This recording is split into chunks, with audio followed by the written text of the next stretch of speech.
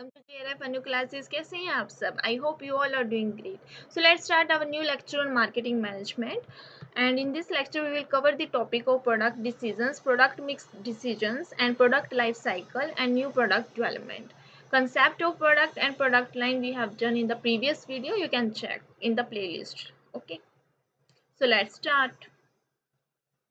This is lecture number 8 on product mix decisions. Okay, so manufacturers and middlemen use several strategies to manage their product mix effectively. These strategies are as mentioned below. कौन कौन सी strategies होती हैं जो कि manufacturers and middlemen various strategies को form करने के लिए use करते हैं to make product mix effectively. Okay, first is product line stretching. Line stretching occurs when a company lengthens its product line beyond the current price quality range. अगर यहाँ पर company क्या कर रही है, जो उसके करंट क्वालिटी के प्रोडक्ट्स हैं, करंट प्राइस पे जिस पे वो सेल कर रही है, अगर उससे वो बियॉन्ड जाती है, वो हाई क्वालिटी है, लो क्वालिटी के लो प्राइस है, हाई प्राइस उससे कर देती है करंट प्राइस से, ठीक है, तो इट मीन्स वो क्या कर रही है, प्रोडक्ट लाइन स्ट्रेचिंग कर रही है. And the company can stretch it's line upward और डाउनवर्ड और इन बोथ वेज. ओके, कर सकती है कंपनी, अपवर्ड भी कर सकती है, डाउनवर्ड भी, या फिर वो चाहे तो बोथ वेज में भी स्ट्रेच कर सकती है. First is upward stretching. Here a company operates in the lower end of the market. By upward stretch it proposes to enter the higher end. Upward stretching में कंपनी लोअर प्राइस पे lower product जो है cell करती है, लेकिन अगर वो upward stretching करना चाहती है तो वो क्या करेगी, हाई क्वालिटी के प्रोडक्ट लेकर आती है हाई प्राइस में. Okay. Second is downward stretching. Many companies start with high-end products but later stretch downward by adding low-priced product. Downward में पहले से कंपनी एक high-end product लेकर आ रही है, हाई क्वालिटी की हाई प्राइस पे, लेकिन अगर वो डाउनवर्ड स्ट्रेचिंग करेगी तो वो लो प्राइस प्रोडक्ट भी ऐड कर देती है अपनी प्रोडक्ट लाइन के अंदर. Okay. And both way stretching. There are many companies who serve the middle end market. यहाँ पे कंपनी का जो प्रोडक्ट है ना तो बहुत ज़्यादा हाई प्राइस का होता है, ना ही बहुत ज़्यादा लो प्राइस का होता है, एक मिडल एंड मार्केट यहाँ पर होती है. And they can stretch their product line both the direction में वो जा सकती है कोई कंपनी, ठीक है, चाहे वो अपवर्ड स्ट्रेच कर ले चाहे वो डाउनवर्ड स्ट्रेच कर ले, क्योंकि वो अभी कहाँ पे मिडल एंड मार्केट में है. Okay. And such type of strategy can be known as both way stretching, इसको बोला जाता है. Right. Second is product line filling. Product line filling involves addition of new items within the existing range of product line. जो पहले से company बना रही है प्रोडक्ट, अगर उनके साथ कुछ और न्यू आइटम्स का एडिशन कर दिया जाता है, then it is known as product line filling. Third is product line pruning. Okay, so line pruning is just opposite to line filling. Line filling में हम क्या कर रहे हैं, न्यू एडिशन कर रहे हैं न्यू आइटम्स का, ठीक है, लेकिन हम लाइन प्रूनिंग में क्या करते हैं, जो हमारे कुछ प्रोडक्ट्स हैं, कुछ प्रोडक्ट की लाइंस हैं, उनको हम क्या कर देते हैं, रिमूव कर देते हैं, ठीक है, उसमें से हटा देते हैं, प्रोडक्ट लाइन में से कुछ आइटम्स को हम हटा देते हैं, उसको कहते हैं product line pruning. Okay. Line pruning is just opposite to line filling and stretching and involves a deliberate decision to cut down the number of items in product lines. Okay, कुछ number of items को हमने क्या कर दिया, cut down कर दिया, उसको कहा जाता है product line pruning. Next is product line modernization. Companies plan improvements to encourage customer migration to higher valued and better priced items. इसमें product line में modernization किया जाता है, कुछ changes लेकर आए जाते हैं, modern बनाया जाता है product को, जिससे कि जो आपके कस्टमर्स हैं वो और कहीं ना जाएं, आप ही को, आप उनको एक बेटर प्राइस आइटम सर्व करते हो, ठीक है, हायर वैल्यू आप उनको देते हो थ्रू मॉडर्नाइजेशन के through. Okay. And fifth is product line featuring. Selecting a few items from the line and promoting them aggressively to attract attention to the total line. ठीक है, प्रोडक्ट लाइन फीचरिंग में हम कुछ item select कर लेते हैं, okay, from the line से, और उनको एग्रेसिवली प्रमोट किया जाता है, उसको कहते हैं product line featuring. Okay. The product line manager typically selects one or a few items in the line to feature. कुछ आइटम्स को सिलेक्ट कर लेते हैं, उसको फीचर किया जाता है, उसके बारे में एग्रेसिवली प्रमोशन जो है वो किया जाता है, उसको कहते हैं प्रोडक्ट लाइन फीचरिंग. तो ये सब थे डिसीजन जो प्रोडक्ट मिक्स डिसीजंस के अंदर लिए जाते हैं. ओके. नेक्स्ट हम करते हैं product life cycle. We can define product life cycle as it is a series of successive stages a product class or product goes through from the time it is put in the market till it is withdrawn from the market. Okay, product life cycle क्या होता है, कोई भी product है वो बहुत सारी stages से होकर जो है गुजरता है, ठीक है। जब वो मार्केट में आता है और जब तक वो विड्रॉन होता है उस दौरान बहुत सारी स्टेजेस आती हैं। टिपिकली यहाँ पे 4 स्टेजेस आती हैं प्रोडक्ट के लाइफ साइकिल में, ओके, जिससे होकर एक प्रोडक्ट जो है वो गुजरता है, तो उसको कहते हैं प्रोडक्ट लाइफ साइकिल। ये स्टेजेस होती हैं, फोर फर्स्ट स्टेजेस होती है आपकी। First stage is introduction stage, okay, and next is growth stage, and third is maturity stage, and fourth is decline stage. Okay, introduction stage पे आपने देखा यहाँ पे जो सेल्स है वो बहुत ही लो होती है, ठीक है, स्टार्टिंग पॉइंट है, इंट्रोडक्शन है, मार्केट में अभी प्रोडक्ट गया है नया नया, उसके बारे में सबको पता नहीं होता है। देन आपकी ग्रोथ स्टेज में सेल्स जो है बहुत ही ज़्यादा इंक्रीज होती है। ओके, मैच्योरिटी में वो थोड़ा सा कांस्टेंट हो जाती है, एंड डिक्लाइन में वो गिरने लग जाती है। ओके, तो इस तरह से चलता है आपका product life cycle. Let's do this. First stage आपकी मानी जाती है कि प्रोडक्ट डेवलपमेंट। अब अगर आप कोई प्रोडक्ट मार्केट में लेकर जाओगे तो उसकी पहली स्टेज क्या होगी, उसका आपने डेवलपमेंट किया है, ठीक है, प्रोडक्ट डेवलपमेंट होता है। लेकिन ये जो है इसमें जो आपकी ये स्टेजेस हैं इसमें कवर नहीं होता है, ये वाला स्टेप हम इंट्रोडक्शन स्टेज से ही इसमें पढ़ते हैं। ओके, तो प्रोडक्ट डेवलपमेंट के अंदर आपने सबसे पहले प्रोडक्ट बनाया, और इसको क्या कहा जाता है, ये इनिशियल स्टेज है, is characterised by zero sales इसमें होती है। ओके, प्रोडक्ट डेवलपमेंट के अंदर।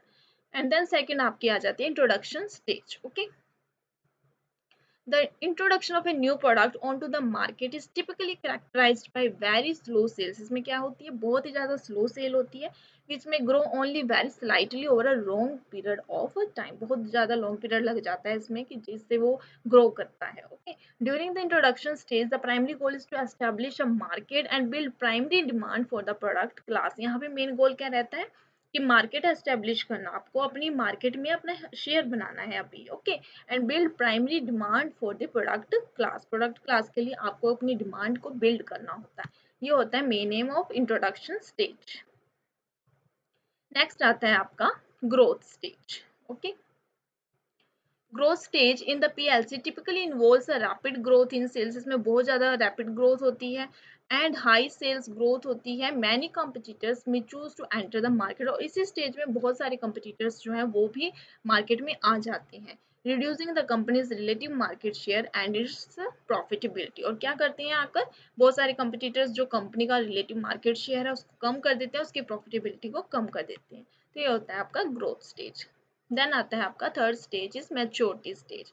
The maturity stage in the PLC is a key point for a firm because it marks the turning point in the product success.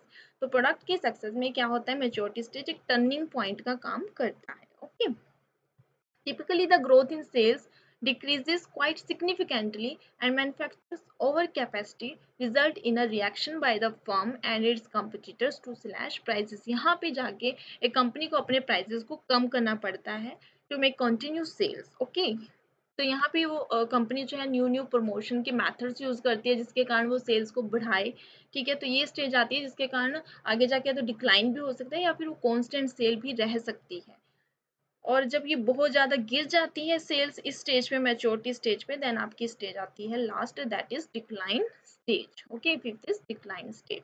Eight this point there is a downturn in the market. Okay, for example more innovative products are introduced or consumer tastes have changed, there is intense price cutting and many more products are withdrawn from the market। ये decline stage होती है जहाँ पे बिल्कुल भी cell जो है वो होनी बंद ही हो जाती है किसी प्रोडक्ट की, ठीक है। बहुत ज़्यादा कुछ और इनोवेटिव प्रोडक्ट्स आ जाते हैं जो कि पहले वाले एग्जिस्टिंग प्रोडक्ट्स की जगह ले लेते हैं, क्योंकि कंज्यूमर्स का जो टेस्ट है वो चेंज होता रहता है, वो मोर इनोवेटिव प्रोडक्ट्स की ओर ज़्यादा जाते हैं।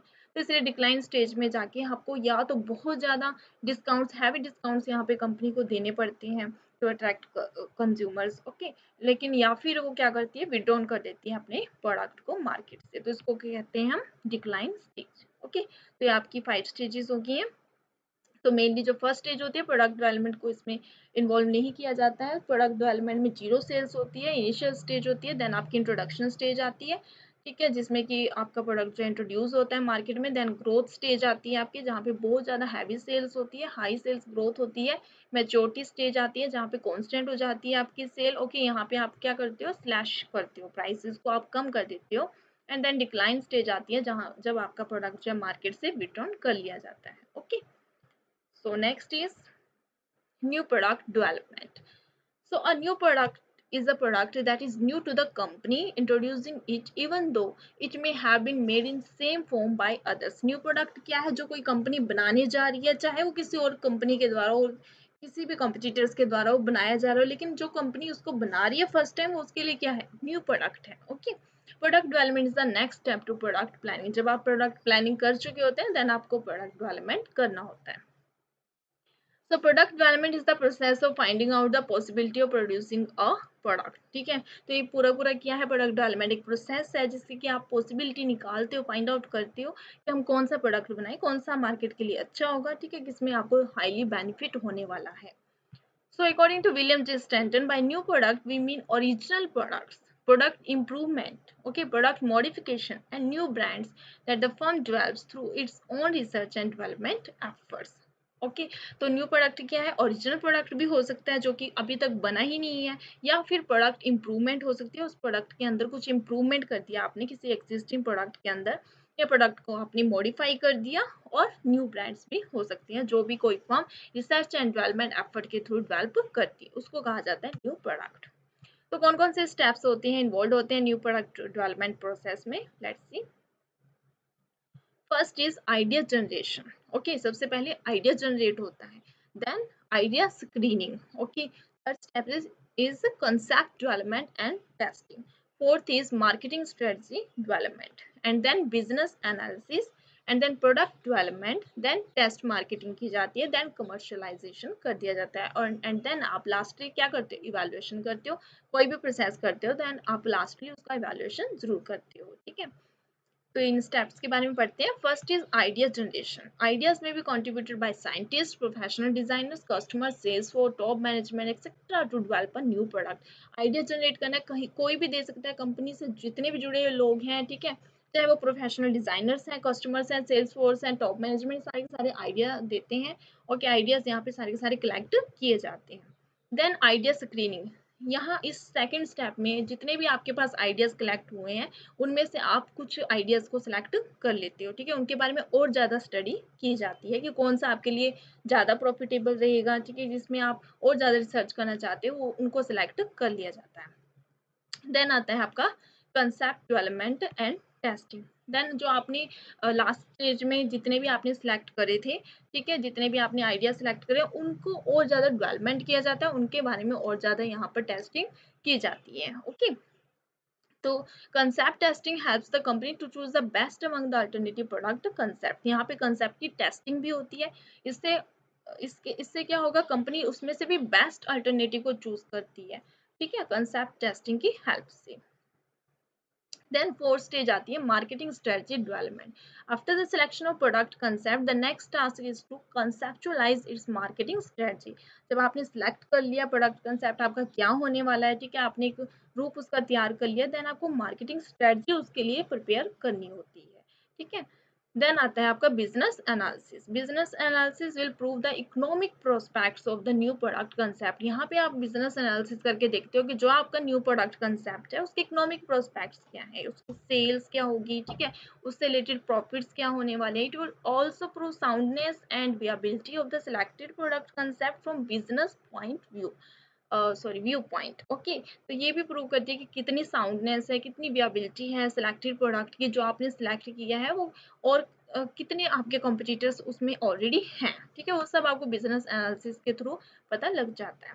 देन नेक्स्ट स्टेज आती है आपकी product development. Okay, then we have three steps in this stage. First is prototype development, giving visual image of the product. Okay, आप first of all prototype development करते हो, उसका एक मॉडल आप तैयार करते हो प्रोडक्ट का, उसको कहा जाता है prototype development. Then consumer testing of the prototype, आप कंज्यूमर टेस्टिंग करते हो, and then branding, packaging and labelling की जाती है। ठीक है, मतलब पूरा पूरा अपनी प्रोडक्ट जो है यहाँ पे डेवलपमेंट कर लिया होता है। Okay, and next is test marketing. अब जो आपने प्रोडक्ट डेवलप किया है, देन उसको टेस्ट मार्केटिंग की जाती है, स्मॉल एरिया के अंदर, सिलेक्टेड मार्केट सेगमेंट के अंदर आप उस प्रोडक्ट को टेस्ट करते हो। Okay, it is experimental marketing at minimum cost and risk, क्योंकि आप सिलेक्ट करते हो किसी एक पर्टिकुलर सेगमेंट में, आप उसको टेस्ट कर रहे हो प्रोडक्ट को, तो मिनिमम कॉस्ट होता है, मिनिमम इसमें रिस्क रहता है। ठीक है, देन टेस्ट मार्केटिंग के बाद आप इस स्टेप में कमर्शियलाइजेशन करते हो। So this is the process of bringing new products to market. Commercialisation होता है जब आप अपने प्रोडक्ट को मार्केट में लेके जाते हो आफ्टर टेस्ट मार्केटिंग।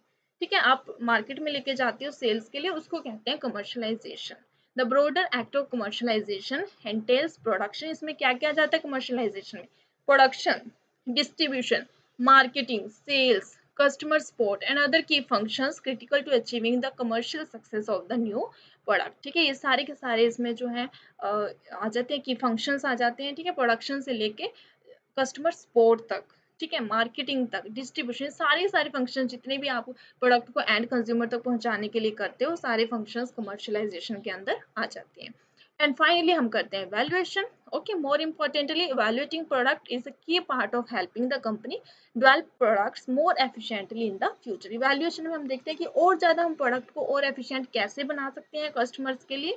ठीक है, वो आप करते हो इवेल्युएशन में, देखते हो कितना आपने अपने गोल्स को अचीव कर लिया, कितना प्रॉफिटेबल हो रहा है आपके लिए न्यू प्रोडक्ट, तो उस अकॉर्डिंग आप उसको थोड़ा बहुत मॉडिफाई कर लेते हो। तो ये स्टेजेस होती हैं हमारी न्यू प्रोडक्ट डेवलपमेंट की। Okay, next is the need for new product development. क्यों जरूरत होती है न्यू प्रोडक्ट डेवलपमेंट की? एक तो प्रोडक्ट लाइफ साइकिल के कारण, क्योंकि वो डिक्लाइन हो जाता है। ठीक है, डिक्लाइन स्टेज में आपको अपने प्रोडक्ट को, एग्जिस्टिंग प्रोडक्ट को आपको विड्रॉन करना पड़ जाता है, तो फिर आप न्यू प्रोडक्ट डेवलपमेंट तो करोगे ही। ओके, तो प्रोडक्ट लाइफ साइकिल्स के कारण एंड रिमेन, आप कंपटीशन में रहने चाहते हो। ठीक है, रिमेन कॉम्पिटिटिव रहना चाहते हो आप, इसलिए आप न्यू प्रोडक्ट डेवलपमेंट करते हो। एंड कंज्यूमर कस्टमर्स की नीड चेंजेस होती रहती हैं। ओके, तो उसकी नीड्स के अकॉर्डिंग आप न्यू प्रोडक्ट डेवलपमेंट करते हैं, न्यू टेक्नोलॉजीज आ जाती है, गवर्नमेंट के कुछ रेगुलेशंस ऐसे आ जाते हैं कि आपको वो प्रोडक्ट बनाना पड़ जाता है, जैसे कि अभी मास्क वगैरह। ठीक है, ये सब गवर्नमेंट के रेगुलेशंस है कि मास्क वेयरिंग करना इज नेसेसरी। ओके, तो इसलिए अब ये न्यू प्रोडक्ट डेवलपमेंट हो रहा है। ओके, तो बहुत सारी गवर्नमेंट के रेगुलेशंस आ जाते हैं, इसके कारण आपको न्यू प्रोडक्ट डेवलपमेंट करना ही पड़ता है।